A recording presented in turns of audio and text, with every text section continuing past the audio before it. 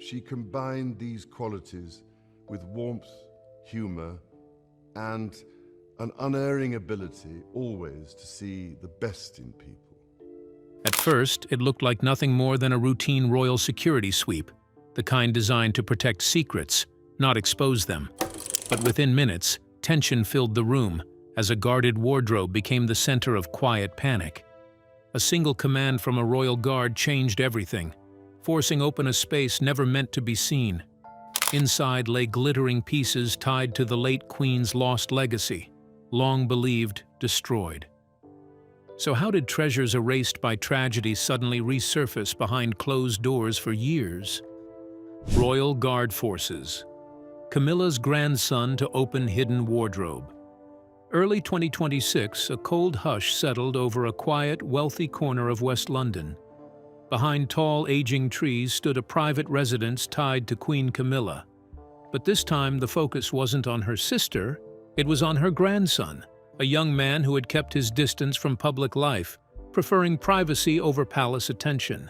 That privacy, however, was about to be disrupted unexpectedly. Just hours before dawn, the calm was interrupted, not by chaos, but by protocol. A routine royal security inspection had been scheduled, one of many quiet checks to ensure properties connected to the royal circle remained secure. Still, the presence of royal protection officers, along with a specialized tactical unit, gave the moment unusual weight. They arrived without noise, their movements precise and controlled. Gravel crunched under boots, radios murmured, and a quiet tension settled over the estate. This wasn't about a reported crime or visible threat. On paper, it was standard procedure, an internal sweep, a precaution in light of heightened security awareness around the royal family. Every room was to be checked, every access point reviewed. Nothing was to be overlooked. Yet something about the atmosphere felt different, as though the house itself held its breath. Inside, the team moved methodically, scanning each space with trained eyes. Leading them was a seasoned protection chief, a man hardened by years of experience, someone who trusted instinct as much as protocol. Floor by floor, room by room, everything appeared in order, until they reached the upper level. There, something unusual stood out. A polished walnut-paneled wall, smooth and elegant, yet somehow too perfect, untouched. It didn't match the subtle signs of use seen throughout the rest of the home. The officer stepped closer, raising his flashlight. That's when he noticed it. Fine scratch marks near the edge. Fresh, precise, not decorative, not accidental. Someone had tried to open it. "There are signs here," he said quietly, his voice enough to halt the team mid-motion. "Check it." But before anyone could act, a voice broke through the stillness. "Stop!" At the far end of the hallway stood Camilla's grandson. His expression was tense, far more than the situation seemed to justify. His eyes were fixed on the cabinet, his posture rigid, as if guarding something unseen. "You can't open that," he said quickly, stepping forward. "That's private. You have no right." The protection chief turned slowly, studying him. This wasn't simple discomfort. It was something deeper, fear, sharp and unmistakable. "This is a routine inspection," the officer replied calmly but firmly. "Every section must be cleared, no exceptions." The young man shook his head, his composure slipping. He moved to stand in front of the cabinet, his voice rising despite himself. "There's nothing in there that concerns you. You're going too far." But the intensity of his reaction only raised more questions. A silent signal was given. Two officers stepped forward and gently but firmly guided him aside. He resisted at first, but the outcome was inevitable. His breathing grew uneven as the team approached the cabinet. The air shifted, heavy, expectant. Then came the sound. A sharp crack as the lock gave way. The cabinet doors opened slowly. Flashlight beams pierced the darkness inside, and instantly, everything changed. Silence. Complete and absolute. Inside were rows of antique boxes, each one carefully arranged. Not ordinary items, these were crafted with precision, rich in detail, unmistakably royal. As the lids were lifted, light exploded into color. Diamonds flashing, rubies glowing deep red, sapphires shining with a cold blue fire. Each piece carried markings, royal markings, authentic, recognizable. The officer's expression hardened as realization set in. These weren't just valuables. They were documented, cataloged, declared missing. Every single item matched artifacts long believed lost, records tied to a devastating fire that had once swept through a royal storage vault, erasing pieces of history that were never recovered. Until now, hidden, preserved, inside a private wardrobe. The young man stood frozen, his face drained of color, his eyes locked on the open cabinet. He said nothing, could say nothing, because in that moment, silence revealed more than words ever could. The protection chief slowly turned, his thoughts already moving ahead. This was no longer a routine check. This was something else entirely, something buried deep within the royal circle. And now, there was only one person who needed to know: King Charles III. Because once the report reached him, everything could change. Would he expose the truth or make it disappear forever? Stay glued to your screen. The royal alarm. The message was sent without hesitation, no second thoughts, marked urgent, racing straight to the palace. "Inform His Majesty immediately," the officer said, his voice taut with controlled tension. "We have discovered something that should not exist." Within the hour, the call reached King Charles III.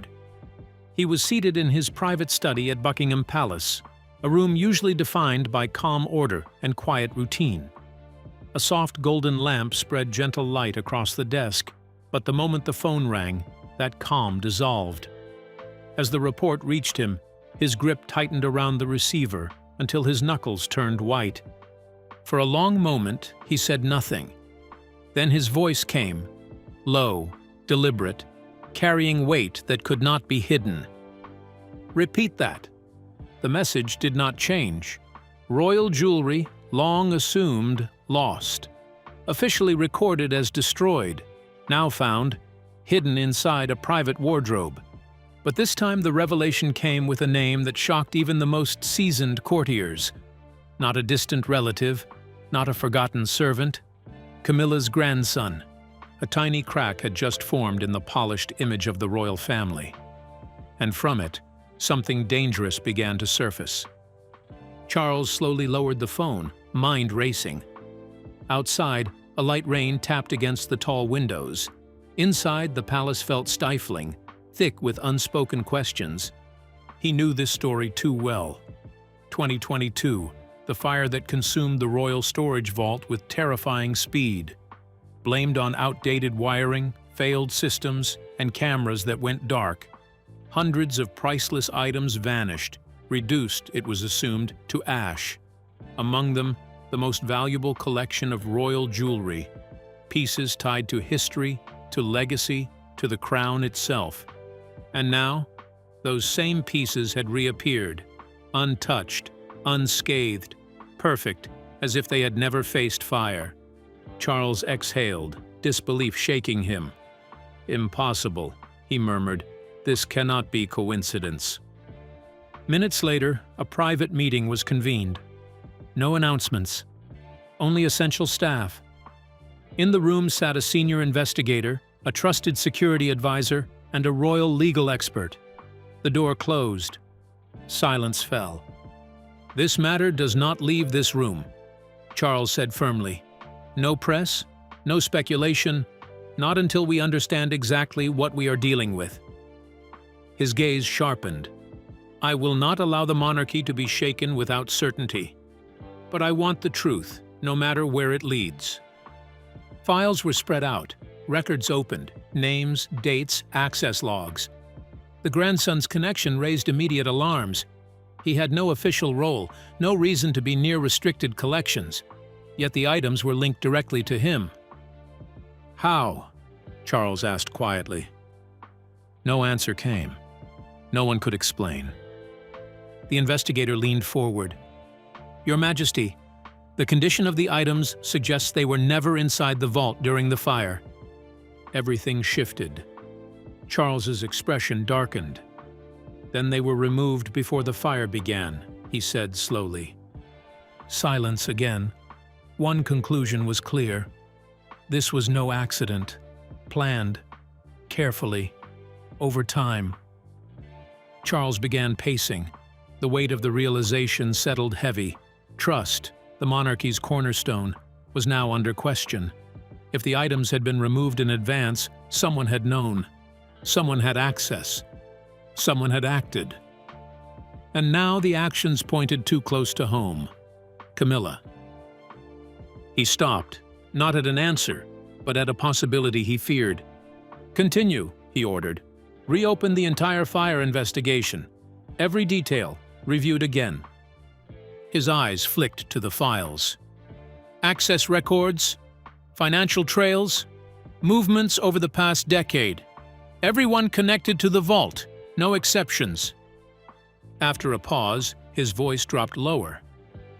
"And I want to know if there is any link, any at all, to the Queen."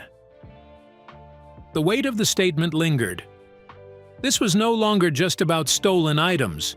This was about something deeper, something hidden, something that could shake everything. As the meeting ended, Charles remained, staring through rain-streaked windows. Outside, the courtyard blurred beneath the storm, but inside, his thoughts sharpened like never before. If the past had been carefully rewritten, what else was buried in silence? And who else had been in on it? This was no longer just a discovery. It was the first ripple of a far deeper, more dangerous secret. But who sparked the first crack in this royal cover-up? Stay with us, because the truth behind the palace walls is about to be exposed. How Camilla's loyalty hid a royal secret. From the earliest days of the monarchy, the gravest threats to the crown rarely came from outsiders. They came from within. Blood ties and duty have always bound royal families, forcing them to balance public service with private loyalty. But what happens when that loyalty blinds even the most powerful to betrayal? The shocking discovery involving Camilla's grandson and the long-lost royal jewelry offers a chilling example. Sometimes, family allegiance can undermine the strongest institutions. Queen Camilla has long been admired as a devoted grandmother. Across royal circles, she championed her grandson, shielding him from scrutiny and smoothing over controversies. Where others might have faced strict oversight, he often received indulgence. This appeared at first to be nothing more than familial affection, until the rediscovery of the lost treasures revealed a darker side to that protection. Royal commentators now suggest that Camilla's unwavering defense may have created a world in which her grandson felt beyond reproach. In a palace where staff and advisors tread carefully around younger royals, such privilege can cloud judgment. When loyalty to family outweighs loyalty to crown or country, the effects ripple far beyond the palace walls, leaving gaps that opportunists or careless heirs can exploit. History offers precedent. Royal households are rife with tales of relatives whose influence surpassed their official roles, creating blind spots no one dared confront. Secrets fester in these spaces, unresolved and unchecked for years. Camilla herself has faced tensions with other family members when her instinct to protect clashed with the palace's need for transparency and accountability. This context sheds light on how the lost jewelry, believed destroyed in the devastating fire years ago, could remain hidden for so long. Investigators now believe the cabinet where the pieces were found was no accident. It was deliberately placed in an area tied to the grandson's private quarters, rarely inspected, protected by both protocol and familial trust. Sources close to the inquiry report that Camilla's grandson enjoyed unusually relaxed supervision over parts of the residence that others could not enter unescorted. This privilege, intended as a gesture of trust, may have inadvertently created the perfect concealment. Where normal staff would hesitate to question a family-associated space, his grandmother's protection effectively rendered it untouchable. Imagine a palace where tradition forbids questioning certain private areas and where a matriarch will defend her grandson's privacy at all costs. What might have seemed like youthful whim or harmless secrecy became, over time, a fortress for priceless artifacts. Investigators theorize that the grandson, fully aware of this shield, used it to keep the jewelry hidden. Whether out of ignorance, entitlement, or a sophisticated understanding of palace politics, the implications are enormous. In royal families, loyalty is double-edged. It unites members during crises, yet it can blind leaders, protect the undeserving, and shield dangerous secrets. Camilla's devotion, once a public virtue, may now be seen as a weakness exploited by proximity, privilege, and unchecked trust. The palace has since tightened internal protocols, recognizing that no area, no matter whose name is attached, should escape scrutiny. For King Charles, the incident strikes deeper than the loss of priceless jewelry. It challenges the very mechanisms of trust that hold the monarchy together. A shield meant to protect family can quickly become a veil for deception. As the investigation continues, one question overshadows all others. How can the monarchy survive if personal loyalty once eclipsed its duty to safeguard history? To move forward, the crown must strike a balance where love for family does not overshadow responsibility to the institution, its legacy, and the public it serves. Only then can the cracks revealed by this scandal be fully addressed. And yet this is only the beginning. The cabinet is open, the treasures revealed, but the real story is just starting to surface. How were these priceless jewels quietly moved, sold, or hidden in the shadowy corners of the market, beyond anyone's reach or record? Stay tuned, as the answers is far more shocking. The shadow market of royal treasures. Beneath the glittering surface of crowns and coronets lies a shadowy world most people never see. When priceless treasures vanish from royal vaults, it's not always fire or accident that claims them. Sometimes, it is the hidden hands of a global network where history is bought and sold for profit. What if the disappearance of royal treasures wasn't just a palace mystery, but part of a vast, well-organized international trade in stolen artifacts? To understand how a piece of royal heritage can travel from a secure vault to a private collection halfway across the world, we must step into the underworld of the antiquities market. The black market for artifacts is no myth. For decades, archaeologists, law enforcement agencies, and cultural preservationists have warned that stolen relics, ancient manuscripts, and priceless heirlooms often vanish into a web of secret dealers, private collectors, and intermediaries willing to pay almost anything for something rare. These networks are highly complex. Items are moved through multiple hands, relabeled, falsified, and eventually placed in collections where their true origin is never questioned. This is not simple theft. This is a sophisticated industry built on secrecy and the insatiable hunger for owning pieces of history. Stolen royal artifacts are among the most coveted prizes in this clandestine market. Unlike generic antiquities, regalia and jewelry from monarchies carry not only material value but layers of symbolism, history, and prestige.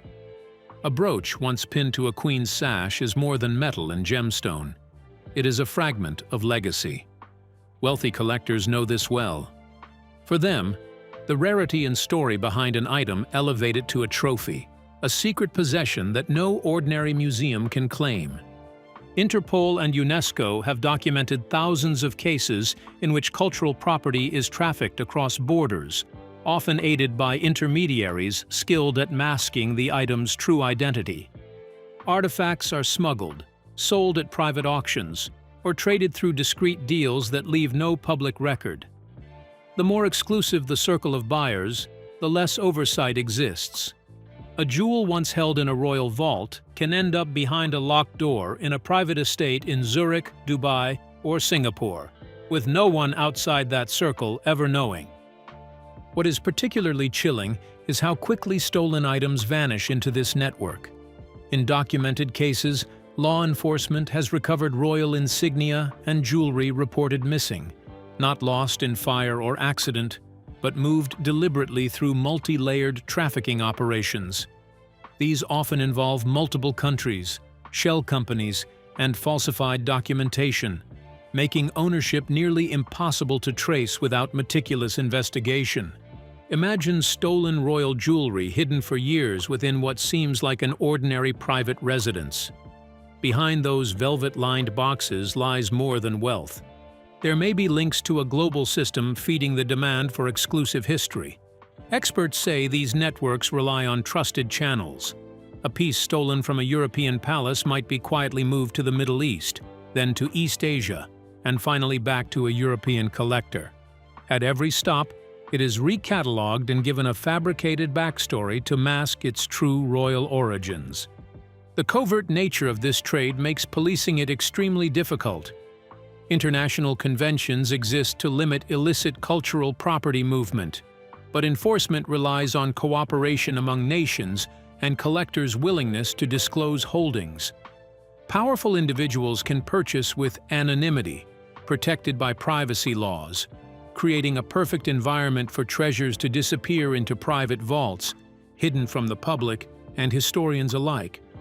Yet sometimes the hidden is revealed through anonymous tips, forensic tracing of gemstones, or a break in the trafficking chain. Missing items resurface, unraveling years of deception. Investigators can then link these artifacts to suspicious movements across borders, exposing the depth of the black market. If the black market can keep entire chapters of royal history hidden for years, what other secrets might still be buried in its shadows? Could more priceless treasures thought lost forever be waiting to resurface? And most crucially, how do royal jewels end up there? Through careful planning or mere chance? Let's dive into the hidden paths.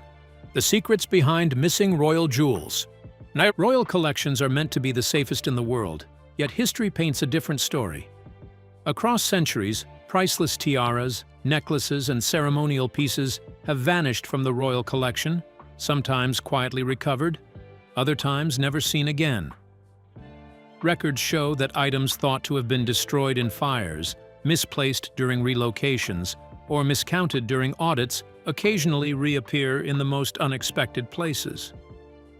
For insiders, this reality isn't shocking. Palaces are vast, vaults are numerous, and not every artifact is catalogued in real time. The sheer scale of the royal collection makes it a logistical challenge. Thousands of items, ranging from diamond-studded brooches to centuries-old ceremonial crowns, are stored across multiple royal residences. Even with meticulous inventory, gaps emerge. Over the years, a small tiara, once loaned for a state visit, was mistakenly packed with unrelated belongings and overlooked for decades.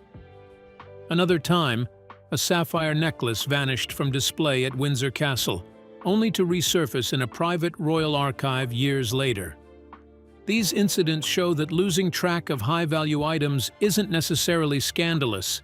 It's human error magnified by immense complexity. Yet human error isn't the only vulnerability. Insider access remains a critical factor. Palace staff, contractors, and even trusted courtiers have keys and codes to sensitive areas. Each layer of access increases both efficiency and risk. While security protocols are stringent, cameras, motion sensors, restricted clearances, palaces function as homes, not impenetrable fortresses. Items occasionally go missing not because of violent theft, but because someone with insider knowledge moves or misplaces them. Staff members, out of loyalty or fear, often don't report anomalies, believing discretion protects the monarchy. But that same discretion can cloak misdeeds, whether intentional or accidental. This is where loyalty becomes a complicated tool. Royal family members often bend rules for those they trust most. A favored aide might be allowed unusual privileges. A relative might receive leniency. When Camilla's grandson was found safeguarding hidden jewelry, whispers suggested that maternal support played a crucial role. Could it be that loyalty, and perhaps protective instincts, enabled the secret preservation of items once thought lost? Some insiders speculate that without Camilla's quiet backing, these treasures might have slipped entirely into shadowy hands. It's a rare instance where family devotion intersects with preservation, but it also underscores the fragility of palace order. The network enabling stolen or misplaced artifacts isn't always external either. Historical records hint at intricate webs of distribution when royal items vanish. Small pieces of jewelry, ceremonial insignia, or even gemstones have occasionally been moved for safekeeping, sometimes intended for private collections, sometimes for illicit trade. Experts note that when an item is moved under the guise of preservation, it's nearly impossible to trace without rigorous oversight. That same vulnerability could explain why a hidden collection remained untouched in a private chamber for years, safe yet invisible. Security audits sometimes reveal these gaps. Buckingham Palace, like many royal residences, relies on overlapping systems: human patrols, technological surveillance, and access restrictions. Yet each system has weaknesses. Contractors rotate in and out, staff come and go, and archives span rooms that aren't regularly monitored. Combined with the monarchy's emphasis on trust, it creates a paradox: an environment both secure and susceptible. The discovery of hidden jewels is a reminder that even the most protected artifacts can vanish in plain sight, shielded by a mix of loyalty, oversight, and secrecy. Understanding this context reshapes the narrative around missing royal jewels. What seems impossible, a grandson quietly preserving what was thought destroyed, aligns with centuries of palace history. Losses, misplacements, and secret recoveries are not unprecedented. The royal collection's vastness, combined with human fallibility and selective loyalty, makes hidden treasures plausible. It isn't just about theft. It's about control, discretion, and the subtle interplay of power within royal walls. And now, as these long-lost items re-emerge, questions arise that historians and insiders alike are eager to explore. Has this happened before? Comparing to past royal betrayals, could the same pattern repeat? The monarchy's past is riddled with hidden secrets, some recovered, some forever lost, and the mystery continues to deepen. Stay tuned as we uncover the stories that reveal exactly how history, loyalty, and human error intertwine to keep royal treasures both safe and in peril. Royal family secrets through the ages. Has the palace ever faced a betrayal like this before? Surprisingly, the answer is yes, and history suggests that what we're witnessing with Camilla's grandson and the hidden jewels is far from unprecedented. Royal families have long been fertile ground for intrigue, rivalries, and loyalty tested to its breaking point. Across centuries, there have been moments when ambition, secrecy, and even familial love clashed with the crown's demands, often leaving scandal and heartbreak in their wake. Take the turbulent court of King Henry VIII. His own siblings and advisors were frequently caught between loyalty to the monarch and the pull of personal gain. Brothers turned on brothers, cousins conspired behind closed doors, and advisors, once trusted, were quietly removed when their allegiance seemed in doubt. These betrayals were not always about land or titles. Sometimes they centered on priceless treasures, hidden documents, or sensitive artifacts that symbolized power and prestige. The crown's attempts to track every jewel and heirloom were meticulous, yet human weakness often found a way to exploit even the strictest rules. Fast forward to the 18th and 19th centuries, and the pattern repeats. Royals married strategically, formed alliances, and yet family members often worked at cross purposes. Queens and princesses sometimes used their influence to protect favored relatives, even when it meant bending palace rules. Correspondence unearthed from private archives shows letters where mothers warned children to guard certain possessions, or siblings discreetly safeguarded jewelry for future generations.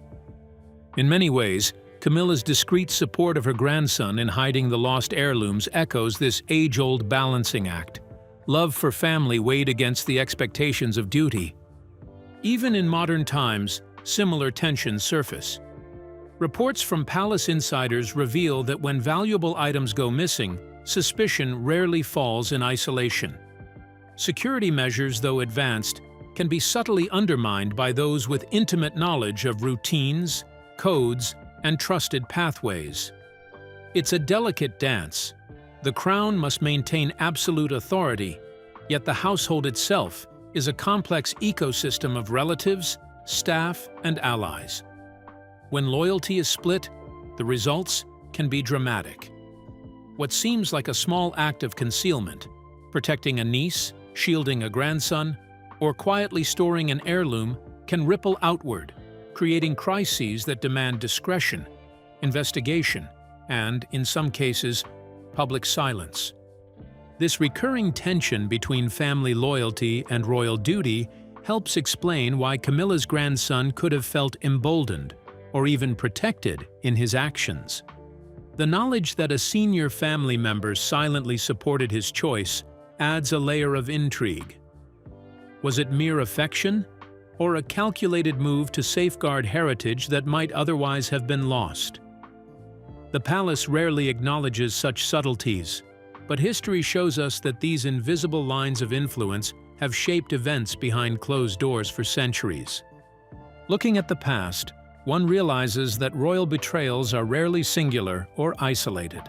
They form patterns echoing across generations: the misplaced jewels, the secret safekeeping, the careful orchestration of what outsiders see versus what insiders know. It's a tale of trust, secrecy, and the delicate, sometimes dangerous web that binds family and crown together. And if history teaches us anything, it's that these betrayals are rarely the first or the last. Could the hidden jewels be just the latest chapter in a centuries-long story of royal deception? What other secrets might still be quietly guarded within the palace walls? Stay with us as we uncover the next shocking revelation in The Real Mystery of Missing Royal Jewels Over the Years. So, if you were in King Charles's position, how would you handle the situation? We would love to hear your thoughts in the comments. Don't forget to like and subscribe.